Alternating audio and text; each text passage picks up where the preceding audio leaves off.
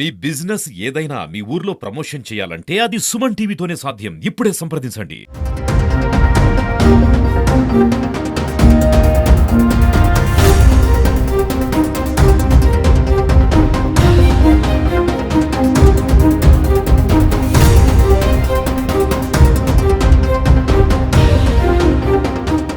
Welcome back to Suman TV. నేను మీ శివప్రసాద్. అల్లూరు జిల్లా వ్యాప్తంగా ఇటీవల కాలంలో కురుస్తున్న భారీ వర్షాల కారణంగా అయితే ప్రతి ఒక్కరు కూడా విష జ్వరాలతో అయితే బాధపడుతున్నారు. ప్రధానంగా ఏజెన్సీలోని రంపచోడవరం నియోజకవర్గ పరిధిలోని 11 మండలాల పిఎస్సి పరిధిలోని కూడా ఈ పిఎస్సి పరిధిలోని హాస్పిటల్ అయితే కిటకిటలాడుతూ ఉన్నాయి రోగులతోటి. ప్రతి ఒక్కరు కూడా విష జ్వరాల నేపథ్యంలో హాస్పిటల్కి చేరుకుంటున్నారు. అలాగే వారికి ఒళ్ళు సెలుపులని కొందరు, రొంప తలనొప్పి అని మరికొందరు అయితే మాత్రం ఆసుపత్రికి చేరుకుని వైద్యం చేసుకునే పరిస్థితి. ఇటీవల కాలంలో రాజవొమ్మింగి మండల పరిధిలో గల లాగరాయి, లబ్బర్తి, కిండ్ర గ్రామాలలో అయితే మాత్రం గత 3 నెలలుగా విష జ్వరాలు వ్యాపించి తమను తీవ్రం వేధిస్తున్నాయని, అలాగే ఒళ్ళు జలుపులతో ఇప్పటికీ కూడా తీవ్ర ఇబ్బంది పడుతున్నామని సామాజిక మాధ్యమాల ద్వారా అధికారులకు చేరవేయడంతో అయితే మాత్రం నిన్న అల్లూరు సీతారామరాజు జిల్లా కలెక్టర్ దినేష్ కుమార్ అయితే ఈ ప్రాంతాన్ని సందర్శించారు. లాగరాయి, లబ్బర్తి, కిండ్ర గ్రామాల్లో అయితే మాత్రం ఆయన పర్యటించి అక్కడ జరుగుతున్న ఏ విధంగా వారికి జ్వరాలు వస్తున్నాయి, వారు ఏ విధంగా ఇబ్బందులు పడుతున్నారనే విషయాన్ని అయితే క్షుణ్ణంగా అడిగి తెలుసుకున్నారు. గత జ్వరం వారం రోజులు తగ్గినా సరే ఈ కీలశిల్పులు తమను వేధిస్తున్నాయంటూ అక్కడ ఉన్న బాధితులు అయితే కలెక్టర్కు విన్నవించుకున్నారు. ఈ నేపథ్యంలో ఆయన అయితే చుట్టూ ఉన్న పరిసరాలను కూడా పరిశుభ్రంగా ఉంచే విధంగా చర్యలు చేపట్టాలని అధికారులను అయితే ఆదేశించారు. అదేవిధంగా ప్రతి గ్రామాల్లో కూడా మండలంలోని ప్రతి గ్రామాల్లో కూడా మెడికల్ క్యాంపులు నిర్వహించి రక్త నమూనాలను సేకరించి వారికి ఏ రోగాలు రాకుండా అయితే మాత్రం చూడాలని అయితే అధికారులను ఆదేశించారు. ఇదిలా ఉండగా రాజవొమ్మింగి ప్రభుత్వ ఆసుపత్రికి కానీ, అటు జడ్డంగి, లాగరాయి, అలాగే రంపచోడవరం ప్రభుత్వ ఆసుపత్రులకు కానీ రోజు కూడా రంపచోడవరం కేంద్రంలో అయితే 300 మంది సుమారు రోజు ఓపీకి వస్తున్నారు. అనగా ఈ రాజవొమ్మింగి అలాగే మిగతా మండలాల్లో కూడా రోజుకి 100 నుంచి 70 వరకు కూడా రోగులు అయితే హాస్పిటల్కి చేరుకుంటున్నారు. అయితే వరుస వైరల్ ఫీవర్ల ప్రభావంతో అయితేనేమి ఈ నేపథ్యంలో ఈరోజు లాగరాయి గ్రామానికి చెందిన జగజ్జన్ అనే మహిళ అయితే మాత్రం మృతి చెందింది కాకినాడ ప్రభుత్వ ఆసుపత్రిలో చికిత్స పొందుతూ. ఈ విషయం తెలుసుకున్న రంపచోడవరం నియోజకవర్గ ఎమ్మెల్యే మిరియాల శిరీషాదేవి హుటాహుటిన లాగరాయి ఆ గ్రామానికి చేరుకుని ఆ కుటుంబీకులను అయితే పరామర్శించారు. ఆమెకున్న ఒక చిన్న కొడుకుని అయితే మాత్రం 10వ తరగతి వరకు చదివించేందుకు అయితే మాత్రం తాను బాధ్యతలు తీసుకుంటానని చెప్పి మీడియా ముఖంగా అయితే ప్రకటించారు శిరీషాదేవి.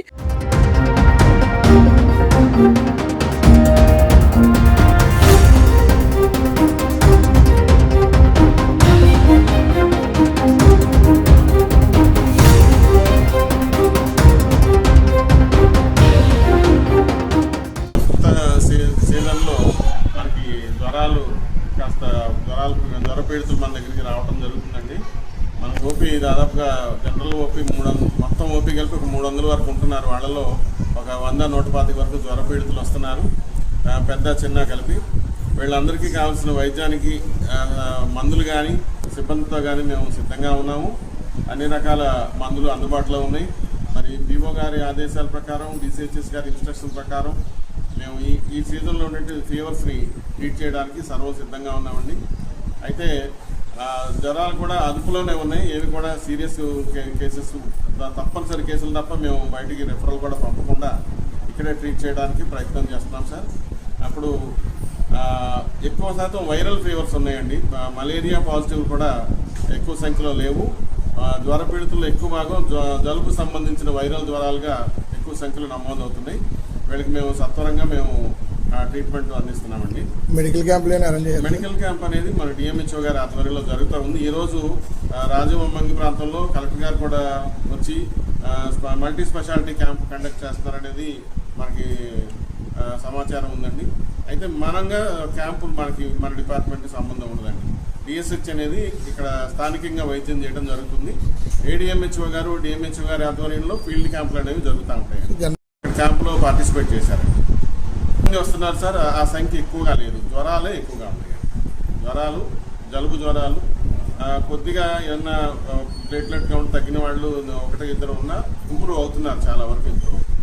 ఇక్కడ మన కొంత రక్త పరీక్షలు అన్నీ ఉండటం, ఎక్స్రే ఉండటం వల్ల, స్పెషలిస్టులు ఉండటం వల్ల కూడా ఇక్కడ మనకి ఎక్కువ రావడానికి అవకాశం ఉంది. రావడం మంచిదే కూడా. నేను పిహెచ్సి స్థాయిలో స్పెషలిస్టులు అందరూ ఉండరు కాబట్టి అక్కడ ప్రాథమికంగా చికిత్స అయిన తర్వాత ఇక్కడ రావడాన్ని మేము ఆహ్వానిస్తున్నాం.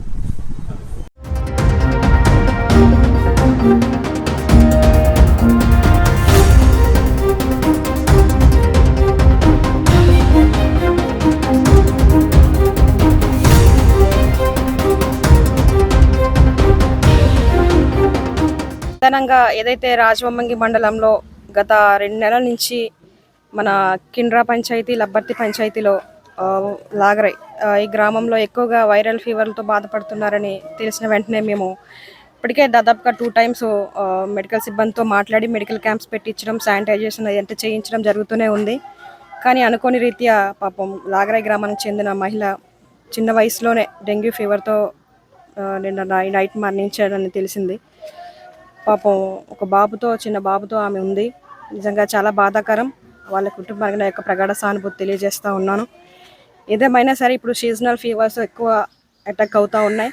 కాబట్టి ప్రజలందరూ కూడా కొంచెం అప్రమత్తంగా ఉండాలి. మన పరిసరాలంతా శుభ్రం పరచుకోవాలి. దయచేసి ఎటువంటి చిన్న హెల్త్ ఇష్యూ వచ్చినా సరే నెగ్లెక్ట్ చేయకుండా ప్రతి ఒక్కరి దగ్గరలో ఉన్న హాస్పిటల్కి వెళ్ళి టెస్టులు చేయించుకోండి, మెడిసిన్ వాడాలి.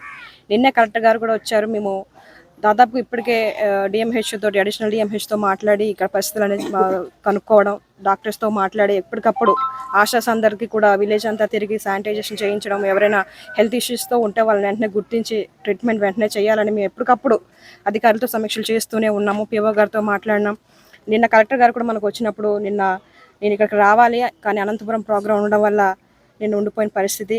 తీరా చూస్తే నాకు కూడా వైరల్ ఫీవర్ అటాక్ అవ్వడం వల్ల కొంచెం నీరసంగా ఉండి నేను కూడా ఈరోజు అనంతపురంలో జరిగేటువంటి మీటింగ్కి అటెండ్ అవ్వాలని పరిస్థితి. అయినా సరే మా సొంత పంచాయతీలు ఇట్లా జరిగిందని చెప్పి నాకు ఆరోగ్యం బాగోపోయినా సరే తనని చివరిగా చూడాలనే ఉద్దేశంతో ఇక్కడికి రావడం జరిగింది. త్వరలోనే మేము మినిస్టర్ గారితో మాట్లాడి వీలైనంత త్వరగా స్పెషల్ టీమ్స్ని, స్పెషలిస్ట్ని తీసుకొచ్చి ఇక్కడ పూర్తిగా ఈ బ్లడ్ శాంపిల్స్ అని సేకరించి అసలు ఏ ఫీవర్ వస్తున్నాయనేసి మేము నిర్ధారణ జరిగించి ప్రజలందరికీ కూడా సరైన వైద్యం అందించడానికి పూర్తి బాధ్యత నేను, మా కుటుంబ ప్రభుత్వం ఖచ్చితంగా తీసుకుంటుంది. దయచేసి ప్రజలు ఎవరు ఆధారపడాల్సిన అవసరం లేదు, ధైర్యంగా ఉండండి. ఇప్పుడు పాపం చనిపోయిన ఆమెకి ఒక బాబుకి 7 years, పాపం 2nd class చదువుతున్నాడు. చాలా బాగా చదువుతాడని చెప్పారు. కానీ ఆ అమ్మాయికి కూడా తల్లిదండ్రులు ఎవరు లేరు. వీళ్ళ తండ్రి గారు కూడా వీళ్ళని పట్టించుకునే పరిస్థితి. కనుక ఈ బాబుకి మేమే 10th వరకు కూడా బాధ్యత తీసుకొని నేను, నా కుటుంబం చదివించి ఈ బాబుని మంచి స్థానంలో ఉంచాలని మేము ఆశపడతా ఉన్నాం. కాబట్టి ప్రజలు గమనించాలి. అంటే ఎమ్మెల్యే ఏం పట్టించుకోలేదు అన్నట్లు ఇటుగా కాకుండా ప్రజల కోసం పాటుపడే ప్రభుత్వం మేము. మీరు చూసారు, నా ఫస్ట్ శాలరీతోనే ఇక్కడ హాస్పిటల్లో పేషెంట్లు ఎవరు ఇబ్బంది పడకూడదు, మెడిసిన్ కూడా అందరికి అందుబాటులో ఉండాలని చెప్పి మేము ఇక్కడ ఇన్వర్టర్ బ్యాటరీస్ ఇచ్చాం. ప్రజల ఆరోగ్యం కోసం ఆలోచించేటువంటి మేము ఇప్పుడు కూడా ప్రజల కోసమే ఆలోచిస్తున్నాం. నా ఆరోగ్యం బాగాలేపోయినా సరే ప్రజలకు అందుబాటులో ఉండాలని ఇక్కడికి రావడం జరిగింది. కనుక మీరందరూ గమనించాలి. ప్రజలందరూ కూడా ఆరోగ్యం పట్ల శ్రద్ధ తీసుకోండి. ఎవ్వరు నెగ్లెక్ట్ చేయొద్దు దయచేసి. ఇప్పుడు ఏ క్షణం ఎవరికి ఎలా జరుగుతుందో తెలియదు. ఈ రోజు నేను ఇట్లా ఉన్నాను, రేపు నా పరిస్థితి ఏంటో తెలియదు. కనుక దయచేసి ఎవరు మామూలు జ్వరమే, మామూలు జలుబే అని చెప్పి ఎవ్వరు నెగ్లెక్ట్గా ఉండొద్దు. దయచేసి ఏ చిన్న ప్రాబ్లం అయినా సరే మీరు దగ్గరలో ఉన్న హాస్పిటల్కి వెళ్ళండి, మెడిసిన్స్ తీసుకోండి. మెడిసిన్ అంతా అవైలబుల్గా ఉంది.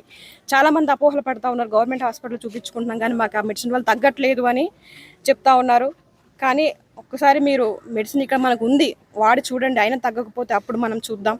ఆల్రెడీ స్పెషల్ టీమ్స్ కూడా మేము రప్పించే ఏర్పాట్లో కూడా మేము ఉన్నాం, మాట్లాడినాం. త్వరలోనే రేపు 2-3 రోజుల్లోనే ఈ ఏర్పాట్లు కూడా మేము చేస్తాం. కనుక దయచేసి ప్రజలు గమనించాలి. ఈ బాబు బాధ్యత మేము తీసుకుంటున్నాం. కుటుంబానికి కూడా భరోసా బాధ్యతగా మేము ఉంటామని మీడియా ముఖంగా తెలియజేస్తా ఉన్నాం. ఇప్పుడు ఏదైతే ఇక్కడ ప్రజలు ఈ లబ్బర్తి లాగరై కిండ్ర ప్రజలు ఏదైతే ఆందోళన చెందుతున్నారో, అంటే ఇప్పటివరకు ఎవరికి కూడా ఎటువంటి ప్రమాదం తలెత్తలేదు. కానీ రీసెంట్గా ఈ రోజుని ఒక అమ్మాయి అయితే మాత్రం లాగరాయి గ్రామానికి చెందిన అమ్మాయి కాకినాడ ప్రభుత్వ చికిత్స పొందుతూ మృతి చెందింది అంటున్నారు. అసలు ఏంటి ఆ అమ్మాయి మీ దగ్గరికి ఏమైనా సమాచారం వచ్చిందా? ఏ వైరస్ వల్ల ఆమె చనిపోయింది? అంటే గతంలో ఆ అమ్మాయికి అయితే చికెన్ గున్యా వచ్చింది, తర్వాత జ్వరం తగ్గింది, మళ్ళీ బయట తీసుకెళ్ళాము హాస్పిటల్కి. ఈరోజు గవర్నమెంట్ హాస్పిటల్ చనిపోయింది. కుటుంబీకులు ఆవేదన వ్యక్తం చేస్తున్నారు. అసలు దీనికి ఏంటి, అసలు దాని ఏమన్నా మీ దృష్టికి ఏమైనా వచ్చిందా? అది వైరస్ అనా అది ఏంటని? యాక్చువల్గా అండి ఈ కేసు మనకి ఒక 10 రోజుల ముందు ఇక్కడికి వచ్చారు. అట్ అరౌండ్ 4:15-30 years ఫీమేల్ రావడం జరిగింది. ఆమె రావడమే హెడేక్తోనూ ఫీవర్తోనూ వచ్చారు. మన వాళ్ళు వెంటనే చూసి మరి అప్పటికి 3 days అవ్వలేదు కాబట్టి మీరు రేపు మార్నింగ్ రండి, మేము టెస్టులు చేసేస్తామని అన్నారు. సో వాళ్ళు వచ్చి టెస్టులు చేయించుకోలేదు. అండ్ ఆమె వెంటనే నెక్స్ట్ రోజే మరి ఊరు వెళ్ళడం జరిగింది. ఏదో జాతర ఉన్నదంటే వెళ్ళడం జరిగింది. ఆమె మళ్ళీ అక్కడి నుంచి వెంటనే రావడం, పనిలోకి వెళ్ళడం, ఇలా ఊర్లోకి వెళ్ళడం చేయడం జరిగింది. ఆమెకు ఫీవర్ ఉన్న విషయం అనేది మన వాళ్ళకి అంత ముందుగా తెలిసినా మన టెస్టింగ్ అనేది ఆమె రాకుండా అవైలబుల్గా లేదు. సో ఈ మధ్య నేపథ్యంలో ఏం జరిగింది అంటే ఆమె ఫీల్డ్కి వెళ్ళి పొలంకి వెళ్ళి ఊడుపులకి వెళ్ళడం జరిగింది. సో మరి ఎక్కడ ఏం కలిసిందో మనకు తెలీదు. బట్ మాకు వచ్చిన రిపోర్ట్ ఏదైతే ఈ ప్రాబ్లమ్స్తో ఒక ప్రైవేట్ హాస్పిటల్ ఎలవరంలో వెళ్ళారు, అక్కడి నుంచి ఏమని షిఫ్ట్ చేసి కాకినాడ ప్రైవేట్ హాస్పిటల్లో పెట్టారు. ఎప్పుడైతే మనకు గవర్నమెంట్ హాస్పిటల్ షిఫ్ట్ చేశారో వెంటనే మేము ఫాలోఅప్లోకి వచ్చాము. అక్కడి నుంచి ఎక్స్టెన్సివ్గా టెస్ట్లు అన్నీ జరిగినాయి. జరిగిన తర్వాత వాళ్ళు ఇచ్చిన డయాగ్నోసిస్ ప్రకారం ఏంటి అంటే స్క్రబ్ టైఫస్ మరి పాజిటివ్ అన్నారు. సో స్క్రబ్ టైఫస్తో పాటు లోవర్ రెస్పిరేటరీ ట్రాక్ట్ ఇన్ఫెక్షన్ అన్నారు. సో దీనివల్ల ఆమె చనిపోవడం జరిగింది. స్క్రబ్ టైఫస్ అనేది అంత ఈజీగా వచ్చే వ్యాధి కాదు.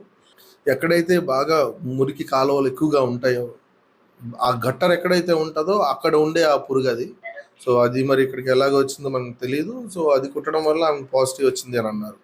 సో అదే నేపథ్యంలో ఇప్పుడు మేము ఏదైతే చికెన్ గున్యాకి శాంపిల్స్ తీసుకుంటున్నామో at the same time scrub typhus కూడా శాంపిల్స్ తీసుకుంటాం. ఎవరైతే ఎఫెక్ట్ అయ్యి ఉన్నారో, ఎవరైతే ఈ సిమ్టమ్స్ చూపిస్తున్నారో, ఫీవర్ ఉంటుంది, ఇరిటబుల్గా ఉంటారు, బాడీ మీద ర్యాషెస్ ఉంటాయి, ఇలాంటివి ఉన్నవి వెంటనే మేము శాంపిల్స్ తీసుకొని కాకినాడ పంపించడం జరుగుతుంది. ఎవరికైతే పాజిటివ్ వచ్చిందో వాళ్ళకి మేము ట్రీట్మెంట్ స్టార్ట్ చేసేస్తాము. అంటే అది హైయర్ యాంటీబయాటిక్ ఇస్తాము. అది మన దగ్గర అవైలబుల్గానే ఉంది. సో దాని గురించి వరి అవ్వాల్సిన అవసరం లేదు. సో మీకు ట్రీట్మెంట్ పరంగా ఏదైతే మీకు సింటమ్స్తో మీరు వస్తున్నారో అవి ముందు మేము ఐడెంటిఫై చేయడం, ఆ యాంటీబయాటిక్ స్టార్ట్ చేయడం చేస్తాము. So we are waiting for the results. అది రిజల్ట్ రాగానే దాన్ని బట్టి మేము ఫర్దర్గా ట్రీట్మెంట్ చెప్తాము. నా పేరు వీరరెడ్డి అప్పారావు అండి. అది లాగరాయి గ్రామం. ఇప్పుడు ఈ చనిపోయిన అమ్మాయి మా చిన్నాన్నగారి అమ్మాయి నాకు చెల్లి అవుతుంది. ఆవిడ 2 నెలల క్రితం ఆవిడకి విపరీతమైన ఫీవర్ వచ్చి ఒక కీళ్ళ సర్పులు గట్టి వచ్చి రికవర్ అయింది. అయిన తర్వాత మళ్ళీ రీసెంట్గా 10 రోజుల క్రితం ఇక్కడ మళ్ళీ ఫీవర్ రావడం వల్ల ఇక్కడ 3 రోజులు వైద్యం చేయించుకుంది. వైద్యం నిమిత్తం మళ్ళీ వైద్యం తర్వాత ఇక్కడ తగ్గకపోతే ఇలా స్వామి హాస్పిటల్లో వైద్యం చేయించుకుంది. అక్కడ ప్లేట్లెస్ పడిపోయిన డాక్టర్ గారు చెప్పడం వల్ల అక్కడి నుంచి కాకినాడ ప్రైవేట్ హాస్పిటల్లో చికిత్స పొందింది 3 రోజులు. అక్కడ కూడా అంటే ఆర్థిక పరిస్థితి బాగోక డబ్బులు కూడా లేకపోవడంతో అక్కడి నుంచి మళ్ళీ కాకినాడ జీజీహెచ్కి వెళ్ళి అక్కడ వైద్యం చేయించుకుంది. అక్కడి నుంచి అక్కడ చనిపోవడం జరిగింది. ఏది ఏమైనప్పటికీ కూడా ఏజెన్సీ వ్యాప్తంగా వస్తున్న సీజనల్ వ్యాధుల పట్ల అయితే మాత్రం అప్రమత్తంగా ఉండాలని అటు వైద్యాధికారులు అయితే సూచిస్తూ ఉన్నారు.